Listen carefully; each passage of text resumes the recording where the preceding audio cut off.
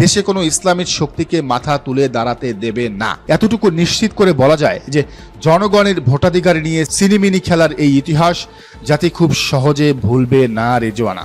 তারা বিরোধী দলে গেলেও আমাদের খেয়াল রাখতে হবে তারা যেন ক্ষমতার মেইন স্ট্রিম হতে না পারে। আমরা সেটা করেছি, তাদের মেইন স্ট্রিম হতে দেয়নি।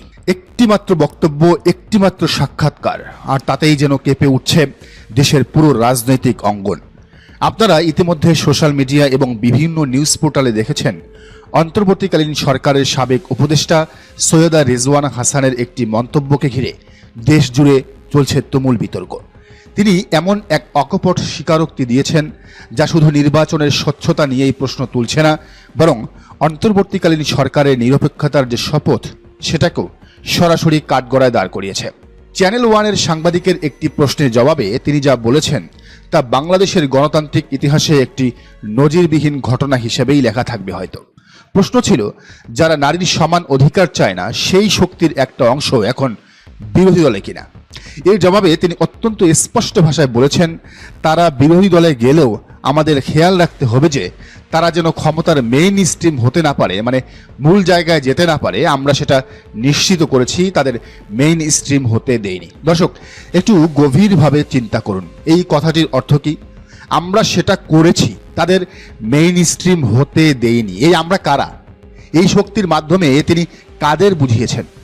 দেশের আপামর জনগণ এবং রাজনৈতিক বিশ্লেষকদের কাছে এটি একেবারেই দিনের আলোর মতো স্পষ্ট যে এই ইঙ্গিত বাংলাদেশ জামায়াতে ইসলামীর দিকেই করা হয়েছে। নির্বাচনের আগে আমরা সবাই দেখেছি দেশের আনাচে কানাচে জামায়াতের পক্ষে এক অভূতপূর্ব গণজোয়ার তৈরি হয়েছিল। সাধারণ মানুষের একটি বড় অংশ তাদের সমর্থন দিচ্ছিল, কিন্তু ভোটের ফলাফলে তার প্রতিফলন ঘটেনি। কেন ঘটেনি? সেই উত্তর যেন আজ স্বয়ং সাবেক উপদেষ্টার মুখ থেকেই বেরিয়ে এলো। জনগণের এই রায়কে রুখে দিতে কতিপয় উপদেষ্টা যে কতটা মরিয়া ছিলেন তা আজ জাতির সামনে উন্মোচিত। অনেকেই বলছেন এটি স্রেফ কোনো রাজনৈতিক মন্তব্য নয়, এটি 2026 সালের ইলেকশন ইঞ্জিনিয়ারিংয়ের এক সহজ সরল এবং ভয়ঙ্কর স্বীকারোক্তি। এই একই স্বীকারোক্তি নির্বাচনের দিনই যেদিন ফলাফল হয় সেদিন দিয়েছিলেন আসিফ নজরুল। জাস্ট একটা ওয়ার্ডে কি লিখেছিলেন তিনি? আলহামদুলিল্লাহ। একজন উপদেষ্টা ভোটের দিন কি কারণে রেজাল্টের পর আলহামদুলিল্লাহ পড়েন, এটা আপনাদের বুঝতে কি আর বাকি থাকে? 2008 সালের নির্বাচনের পর সেই ইঞ্জিনিয়ারিং বুঝতে দেশের মানুষের কয়েক বছর সময় লেগেছিল, কিন্তু 2026 সালের এই ইঞ্জিনিয়ারিং বুঝতে জনগণের খুব বেশি সময় লাগলো না। কারণ যারা এই ষড়যন্ত্রে নেপথ্যে ছিলেন তারা নিজেরাই আজ নিজেদের কৃতকর্মের কথা প্রকাশ্যে স্বীকার করে নিচ্ছেন। অন্তর্বর্তীকালীন সরকারের প্রধান দায়িত্ব কি? একটি অবাধ, সুষ্ঠু এবং নিরপেক্ষ নির্বাচন আয়োজন করা, তাই তো? সবার জন্য সেখানে লেভেল প্লেইং ফিল্ড তৈরি করতে হবে, এটাই তাদের দায়িত্ব ছিল। কিন্তু উপদেষ্টারা যদি নিরপেক্ষ না থাকেন, তারা যদি ডেলিভারেটলি বা ইচ্ছাকৃতভাবে কাউকে ক্ষমতায় আনেন অথবা কাউকে ক্ষমতায় আসতে না দেওয়ার জন্য সর্বশক্তি নিয়োগ করেন, তাহলে তাদের পায়ের নিচে আদৌ কি কোনো মাটি থাকে? এই প্রশ্ন আজ কোটি কোটি কোটি কোটি জনগণের ম্যান্ডেটকে পাশ কাটিয়ে হাজারো শহীদের রক্তের বিনিময়ে পাওয়া চেয়ারকে কাজে লাগিয়ে গোপন ষড়যন্ত্রের মাধ্যমে নির্বাচনের ফলাফল পাল্টে দেওয়ার এই যে অভিযোগ, তা তো সরাসরি শপথ ভঙ্গের শামিল, তাই নয় কি?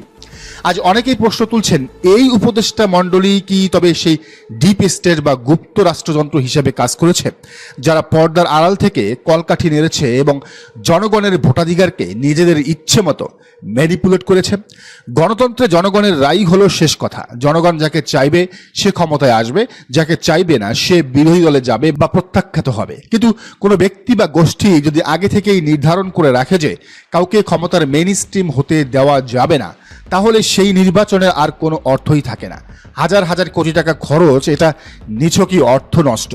এই ধরনের বিভ্রান্তিমূলক একপেশে এবং পক্ষপাত দুষ্ট বক্তব্য একজন সুশীল এবং নিরপেক্ষ উপদেষ্টার কাছ থেকে কোনোভাবেই আশা করা যায় না।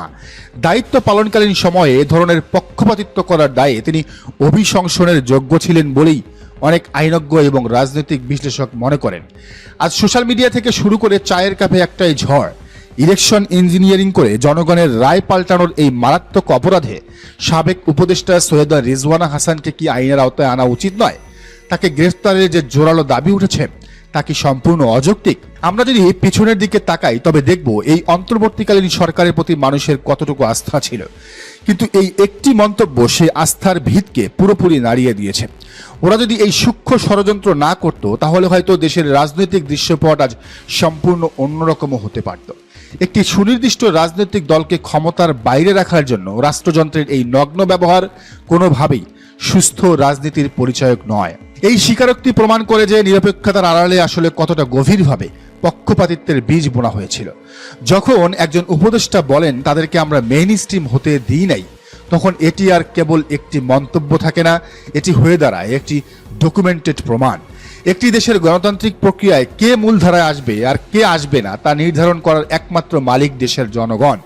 ব্যালট পেপারের মাধ্যমেই সেই সিদ্ধান্ত আসার কথা, কিন্তু সেখানে যদি আগে থেকেই কোনো ছক কষা থাকে তবে সেই নির্বাচনকে কি আর নির্বাচন বলা যায়? আজ সাধারণ মানুষের মনে যে ক্ষোভের সৃষ্টি হয়েছে তা অমূলক নয়। আগামী দিনে এই ইস্যুটি দেশের রাজনীতিতে কি প্রভাব ফেলবে তা সময়ই বলে দেবে। তবে এতটুকু নিশ্চিত করে বলা যায় যে জনগণের ভোটাধিকার নিয়ে সিনিমিনি খেলার এই ইতিহাস জাতি খুব সহজে ভুলবে না রেজওয়ানা। আজ রেজওয়ানা নিজেই প্রকাশ্যে ইলেকশন ইঞ্জিনিয়ারিং এর কথা স্বীকার করে নিচ্ছেন। এর মানে কি দাঁড়ায়? এর মানে হলো ভোটের মাসকে কেবল কাগজে কলমে সাজিয়ে জনগণের রায়কে পুরোপুরি উপেক্ষা করে ফলাফলকে রীতিমতো টেবিলে বসেই গড়ে তোলার যে ভয়ঙ্কর খেলায় তারা জড়িত ছিল তা আজ আর কোনো বিরোধী দলের নিছক অভিযোগ নয়, এটি তাদের নিজেদেরই দেওয়া সরাসরি স্বীকারোক্তি। একটি নির্দিষ্ট দলকে হারানোর জন্য জনগণের ব্যালট নয়, বরং ব্যবহার করা হয়েছে অত্যন্ত কৌশলী এক নকশা ইঞ্জিনিয়ারিং। কাজ করেছে অদৃশ্য এক বোর্ডরুম। জনগণের পবিত্র বিশ্বাসকে সরিয়ে রেখে পর্দার আড়ালে বসে যেভাবে নির্বাচনের ফলাফল ইঞ্জিনিয়ারিং করা হয়েছে, একজন ভোটার হিসাবে এর চেয়ে বড় কষ্টের জায়গা আর কি হতে পারে? আমরা রোদে পুড়ে বৃষ্টিতে ভিজে লাইনে দাঁড়িয়ে ভোট দিই। আমরা বিশ্বাস করি আমাদের ভোটে নেতা নির্বাচিত হবে, আর তারা সেই বিশ্বাসকে নিজেদের নকশা দিয়ে ভেঙে চুরমার করে দেয়, ফলাফল বানায় নিজেদের ইচ্ছে মতো, ঠিক শেখ হাসিনার মতো। আজ হয়তো শুধু ইলেকশন ইঞ্জিনিয়ারিং এর কথা বেরিয়েছে, কিন্তু এই যে সত্য বেরিয়ে আসার ধারা শুরু হলো, কে বলতে পারে কাল হয়তো আরো গভীর এবং অন্ধকার বিষয়গুলো সামনে চলে আসবে। এই পুরো ষড়যন্ত্রের জাল আসলে কতটা বিস্তৃত তা বুঝতে হলে আমাদের রাজনৈতিক ক্ষমতার নেপথ্যের খেলাটা বুঝতে হবে। রাজনৈতিক বিশ্লেষক থেকে শুরু করে সাধারণ মানুষ আজ স্পষ্ট দেখতে পাচ্ছে তারেক রহমানের যে দীর্ঘমেয়াদী প্ল্যান তা এখন একেবারে প্রকাশ্যে মাঠে নেমে পড়েছে। এরা আসলে কি চায়? এদের মূল উদ্দেশ্যগুলো যদি আমরা বিশ্লেষণ করি তাহলে তিনটি বিষয় একেবারেই পরিষ্কার হয়ে যায়। প্রথমত, এরা চায় যে কোনো মূল্যে ৭১ কেন্দ্রিক যে রাজনৈতিক বন্দোবস্ত তা অটুট থাকুক, বিএনপি না হয় আওয়ামী লীগ। ক্ষমতার এই যে চিরাচরিত বাইনারি, তারা চায় রাষ্ট্র ক্ষমতা যেন এই দুই মেরুর মাঝেই ঘুরপাক খায়। তারা হয়তো কৌশলে লীগকেই আবার কোনো এক রূপে ফিরিয়ে আনতে চাইবে। দ্বিতীয়ত, যদি কোনো কারণে তারা লীগকে রাজনৈতিক মাঠে ফিরিয়ে আনতে ব্যর্থ হয় তবে তাদের ব্যাকআপ প্ল্যান হলো এনসিপিকে প্রধান বিরোধী দল হিসেবে দাঁড় করানো। এর মানে হলো এনসিপি মূলত জামায়াতের সমর্থন বা সহজ কথায় জামায়াতের দুধ খেয়ে পুষ্ট হবে এবং সময় হলে সেই জামায়াতকেই ছোবল মারবে। ইতিমধ্যে আপনারা দেখেছেন বিএনপির স্থায়ী কমিটির সদস্য সালাউদ্দিন আহমেদ সরাসরি এনসিপির অনুষ্ঠানে গিয়ে তাদেরকে তেল দিয়ে ফুলিয়ে ফাঁপিয়ে রেখেছেন। তিনি বলেছেন এনসিপি হয়তো এক সময় রাষ্ট্র ক্ষমতায় যাবে। তার মানে এনসিপিকে চর্মরাইয়ের মতো আবারও ফুলে ফাঁপিয়ে তাদের আত্মবিশ্বাসকে এত বেশি জাগানো যে তোমরা জামায়াতের চেয়ে অনেক বড় হয়ে গেছো। আর তৃতীয় এবং সবচেয়ে ভয়ঙ্কর উদ্দেশ্যটি হলো তারা কোনোভাবেই দেশে কোনো ইসলামিক শক্তিকে মাথা তুলে দাঁড়াতে দেবে না। মিডিয়াতে তাদের কোনো স্থান দেওয়া হবে না। মূলধারার গণমাধ্যমগুলোতে এমনভাবে বয়ান তৈরি করা হবে যেন লীগই একমাত্র বিরোধী দল কিংবা এনসিপি একমাত্র বিরোধী দল। অর্থাৎ পুরো মিডিয়া ট্রায়াল এবং ন্যারেটিভ কন্ট্রোল করে ইসলামী মূল্যবোধে বিশ্বাসী শক্তিগুলোকে একেবারে প্রান্তিক করে রাখার এক গভীর নীল নকশা এটি। তাহলে প্রশ্ন হলো, এই চরম বৈরী এবং ষড়যন্ত্রমূলক পরিস্থিতিতে জামায়াতে ইসলামীর আসলে কি করা উচিত? টিকে থাকতে হলে এবং নিজেদের অধিকার আদায় করতে হলে তাদেরও অত্যন্ত সুকৌশলী রাজনৈতিক পদক্ষেপ নিতে হবে। প্রথমত, জামায়াতের উচিত আগামী স্থানীয় নির্বাচনগুলোতে কাউকে কোনো ছাড় না দিয়ে, ন্যূনতম স্পেস না দিয়ে নিজেরাই লড়ে যাওয়া, নিজেদের মাঠ নিজেদেরই ধরে রাখতে হবে। দ্বিতীয়ত, আওয়ামী লীগ যেন কোনোভাবেই আর রাজনীতিতে ফিরে আসতে না পারে সেদিকে কড়া নজর রাখতে হবে। শেখ হাসিনা মারা গেলে প্রাকৃতিকভাবেই লীগ আরও দুর্বল হয়ে পড়বে, কিন্তু ততদিন পর্যন্ত লীগকে রাজনীতির মাঠ থেকে দূরে রাখার কোনো বিকল্প নেই। এই সময়ের মধ্যে, এই যে বিএনপির যে সরকারের সময়, এই সময়ের মধ্যে তাদের তৃণমূলের সংগঠন একেবারে শক্তভাবে গুছিয়ে ফেলতে হবে এবং সব স্থানীয় নির্বাচনে পূর্ণ শক্তি নিয়ে অংশগ্রহণ করতে হবে। তৃতীয়ত একটি বিষয়ে জামাতকে খুব ভালোভাবেই বুঝতে হবে যে প্রতিষ্ঠিত মিডিয়া তাদের কখনোই স্পেস দেবে না, তারা সবসময়ই জামাতকে উপেক্ষা করবে। তাই বিকল্প মিডিয়া বা সোশ্যাল মিডিয়ার উপর তাদের জোর দিতে হবে আরও বেশি। জামাতের উচিত সোশ্যাল মিডিয়ায় যারা অ্যাক্টিভিস্ট আছেন, বিশেষ করে টিকটক, ফেসবুক বা ইউটিউবে যেসব তরুণ তরুণীর 50,000-এর বেশি ফলোয়ার আছে, তাদের সাথে একটি আত্মিক এবং সম্মানজনক যোগাযোগ স্থাপন করা। এই ছোট ছোট বিষয়গুলি অল্টারনেটিভ মিডিয়াতে এক বিশাল প্রভাব ফেলতে পারে।